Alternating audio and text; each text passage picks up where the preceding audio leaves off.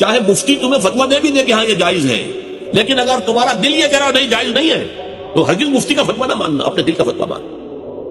Salahuddin Ayyubi रहमतुल्लाह अलैह का बेटा या नूरुद्दीन जंगी का, ये मैं जरा इस वक्त मुगालता हो रहा, शरीफ बीमार हो गए। तब तबीबों ने कहा कि शराब पीनी होगी इन्हें, उसी से कुछ शिफा की उम्मीद है। उनके सामने कहा गया ये तो हराम है। हनफी फतवी मुफ्ती का फतवा ला के रख दिया गया, जान बचाने के लिए जायज, लेकिन हो सकता है दूसरे जो है उनके नजदीक जायज ना हो। चारों फिक़्हें जो थी, हनफी, मालिकी, शाफी, हंबली, सब के मुफ्तियों के फतवे लाकर रख दिए। देखिए सब कह रहे जाए, चारों को बुला लिया। मुझे ये बताओ कि क्या अल्लाह ताला मुझे शिफा देने पर कादिर नहीं है बगैर शराब के? नहीं जी नहीं, अल्लाह तो कादिर है। और क्या अल्लाह अगर शिफा ना चाहता हो तो क्या इस शराब से शिफा हो जाएगी? नहीं नहीं, नहीं। उठाओ अपने फतवे और दफा हो जाओ। उस अल्लाह के बंदे ने जान दे दी शराब।